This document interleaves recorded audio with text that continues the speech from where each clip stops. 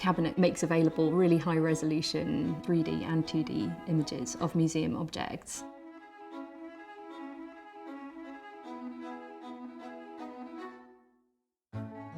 When you think about the founding of the university museums, that began really with Elias Ashmole bringing his collection to the university, and it was a collection that was supposed to be taught with, it was supposed to be in use for teaching and for research. And since then, the collections have grown immeasurably. The teaching collections, they are at the heart of what we do. Now we're hoping to sort of renovate that.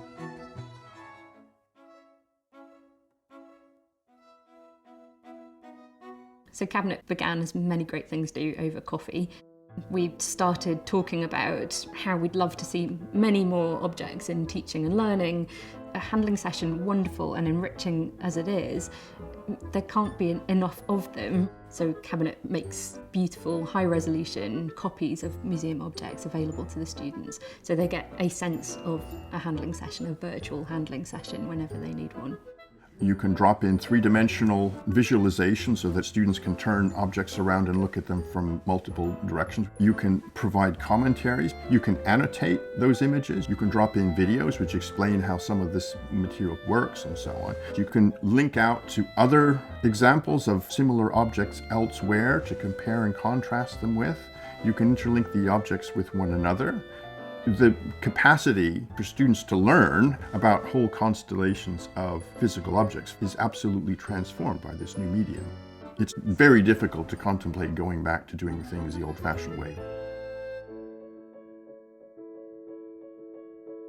So this term I've been using it for my scientific module, so there's been loads of different objects from the New World that they've discovered and scientific instruments that have been invented, particularly in the 17th century, which is the time period that I'm studying, and seeing those and having never seen something like that before was definitely a wow moment for me.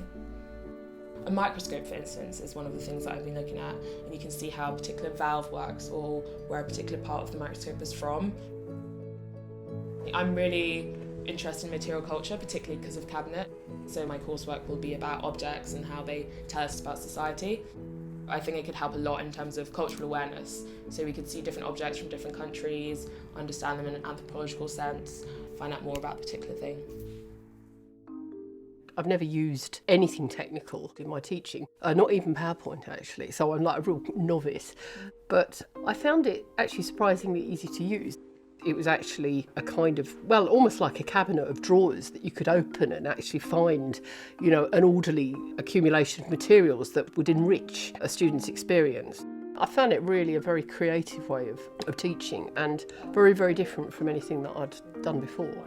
It's definitely energised and kind of changed the way that I've taught, definitely. I don't think I fully realized the extent to which my engagement with the material I teach was being held back by the incapacity to engage students with visual materials, with material culture, with the built environment. Once you've built up a resource, it isn't something that just vanishes. It has, tremendous possibilities for people, which haven't yet really fully been explored. People aren't really sure what we're doing and why we're doing it until they've seen Cabinet. As soon as they see it, they see so many opportunities there. They see ways that it could bring something that they teach to life. I think it definitely democratises objects. They're there for study, they're there for examining, they're there for you to really engage with deeply without being afraid. We can knock down the walls of the ivory tower and reveal to broader publics what we do within the university. I can't think of a more extraordinary opportunity available to this university than to be at the very center of that project. It's of historical significance.